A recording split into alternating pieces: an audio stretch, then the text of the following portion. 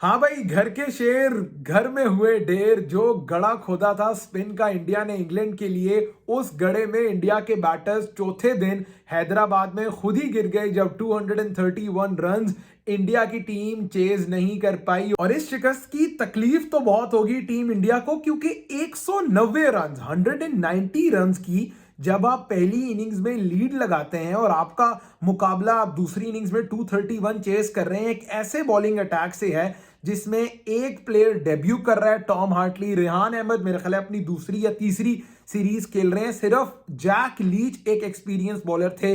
Mark Wood को England जो है वो फास्ट बॉलिंग ऑप्शन के तौर पे यूज कर रहा है। तो एक इतना इनएक्सपीरियंस बॉलिंग अटैक, आप उसके आगे भी 231 रन चेज नहीं कर पाए। पहली इनिंग में 190 की लीड लेने के बावजूद इस हार को इंडिया की टीम इतनी आसानी से बर्दाश्त नहीं कर पाएगी। यह हार इतनी आसानी से हजम होने वाली नहीं है टीम इंडिया के लिए। टॉम हार्टले ने यह साबित किया है कि जो डोमेस्टिक क्रिकेट का रगड़ा है, जो डोमेस्टिक क्रिकेट की परफॉर्मेंस है, वो बहुत मैटर करती है। आज का दिन अगर ये कहा जाए कि टेस्ट क्रिकेट को जिंदा रखने का दिन था, टेस्ट क्रिकेट के रिवाइवल का दिन था, तो इसमें कोई शक नहीं होगा। पहले ऑस्ट्रेलिया वेस्ट इंडीज का जो जबरदस्त मैच हुआ और उसके बाद इंडिया इंग्लैंड का क्या कराकेदार और क्या कांटेदार मैच आखिर चौथे दिन जो है वो 231 रन हैदराबाद की विकेट पे करने बिल्कुल भी आसान नहीं थे। आपको क्रेडिट देना होगा ओली पॉप की जबरदस्त 196 रन की बारी इंडिया के इस बॉलिंग अटैक के सामने, जिसमें बुमराह, सिराज,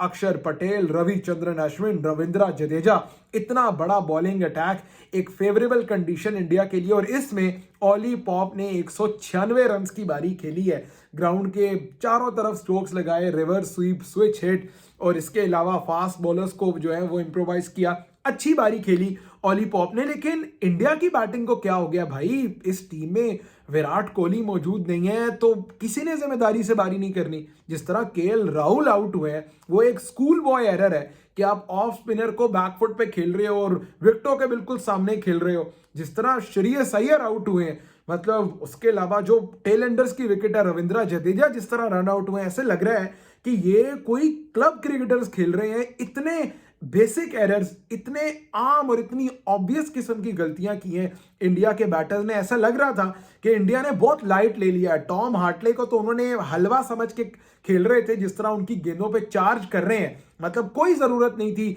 रविचंद्रन अश्विन ने 80-85 गेंदें खेल रही, 28-29 रन किए में, कोई जरूरत नहीं थी चार्ज करने की। वो चार्ज करने के चक्कर में आउट हुए। जिस तरह सिराज चार्ज करते हुए आउट हुए, फिर श्रेयस अय्यर इतने अजीबोगरीब तरीके से आउट हुए।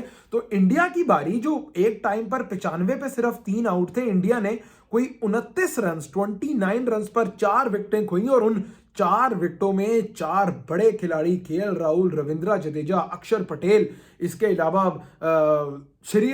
अलावा श्रेयस अय्यर, ये बड़े खिलाड़ी इंडिया के आउट हुए हैं। और लग रहा है कि विराट कोहली के बगैर ये बैटिंग लाइनअप जो है ये काफी शेकी दिखाई दे रही है, काफी ट्रम्बलिंग दिखाई दे रही है। लेकिन आपको इंग्लैंड को क्रेडिट देना होगा, क्योंकि इंडिया में आकर इंडिया को टेस्ट मैच हराना ये एक बहुत बड़ी बात है। ये ऐसा ही है कि जैसे आप इंग्लैंड जाकर या ऑस्ट्रेलिया जाकर ऑस्ट्रेलिया को टेस्ट मैच हरा रहे हैं, क्योंकि फेवरेबल कंडीशंस है। इसमें तो कोई शक नहीं है कि इंडिया ने हैदराबाद का विकेट अपनी मर्जी से बनाया था। इंडिया ने ये वो विकेट बनाया जो स्पिनर्स को फेवर करता है। लेकिन इंडिया को नहीं पता था कि एक इनएक्सपीरियंस इंग्लैंड का अटैक, जिसमें इतनी ज्यादा विकेटें नहीं है, टॉम हार्टले के पास वो अपना डेब्यू कर रहे हैं, रेहान अहमद इतने एक्सपीरियंस स्पिनर नहीं है। इंडिया ने शोएब बशीर को वीजा अभी नहीं दिया था। शोएब बशीर के बगैर इंग्लैंड की टीम ने इंडिया को उनके घर में हरा दिया, और ये शिकस्त बहुत चुभेगी। ये एक बहुत ही पेनफुल लॉस है इंडिया के लिए। और मैं आपको बता दूं कि अगले जो चारों टेस्ट मैच है वो इंडिया इस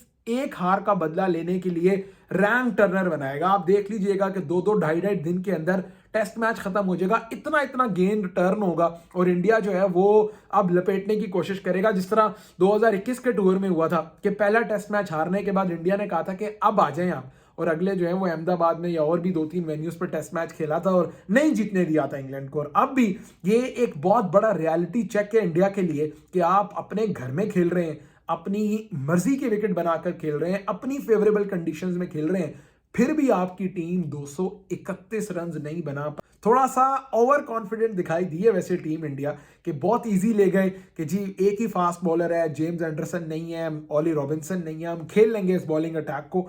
लेकिन जो स्पिनर्स हैं वो आप चौथे दिन हैदराबाद में ऑब्वियसली विकेट ने तो टर्न होना है और 231 रन इतना आसान नहीं थे। लेकिन मुझे 231 रन मुश्किल होना या फिर इंग्लैंड की अच्छी बॉलिंग से ज्यादा इंडिया की माइंड बॉगलिंग, मतलब दिमाग से खाली बैटिंग पर मुझे बहुत ज्यादा अफसोस हुआ है कि आप जो है वो मेरिट पे खेल ही नहीं रहे। ऑफ स्पिनर को बैकफुट पे जाके खेल रहे हैं, एक केयरलेस तरीके से डाउन द विकेट आकर मार रहे हैं, careless running between the wicket कर रहे हैं। बट इंग्लैंड को क्रेडिट देना होगा कि इंडिया में आकर इंडिया को हराया है बेसबॉल ने।